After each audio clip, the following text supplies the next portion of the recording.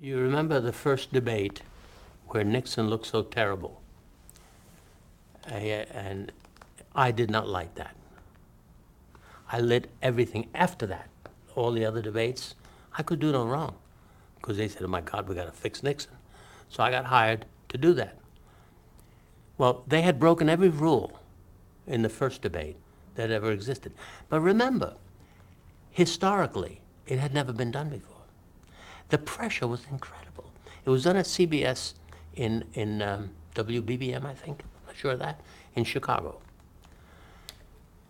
Paley, the president of CBS, all the heavy hitters were there, everybody looking at this thing.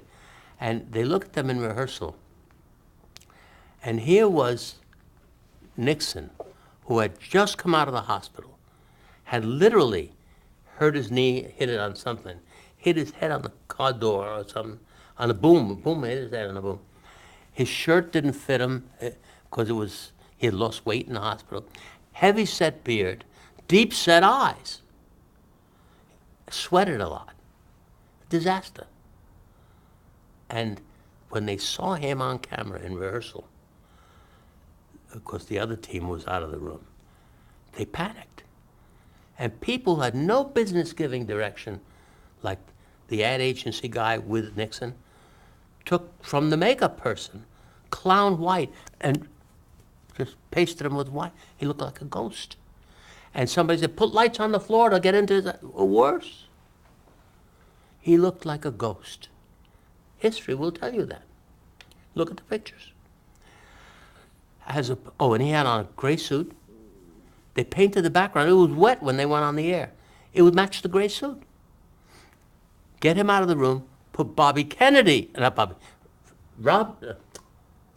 John F. Kennedy in his podium. Night and day. Handsome, rugged, good looking, dark suit against the lighter background. Everything worked. Everything was right. With him, everything was wrong with Nixon. So I know from a fact, because my lighting director friend did it, protesting the lights on the floor, protesting all that. But they did it anyway because he was just a lighting person. There was Bill Paley, head of CBS. He was the head of the agency. Hey, they knew. What did they know? But they tried, but they failed to make Nixon look better. So I got hired. The first thing they told me to do, I said, the first thing I'll do is we'll buy him some shirts that fit. We'll buy him a suit that's the right color. We'll make sure the background's a complementary color, blah, blah, blah, and I'll put the lights where they belong, and I will not put them on the floor because, we got to put them on the floor. Why? Because if we don't, the press is going to say, why aren't they there? But all that stuff. I said, okay, but I'm going to just turn them on a glow. I'm not going to make them do anything because it's wrong. Okay. So we're now in the next debate, and we are in Washington. And we look at Nixon, and he's as good as he's going to look. I mean, he wasn't that good looking. I mean, on camera with all those problems, but you saw his eyes.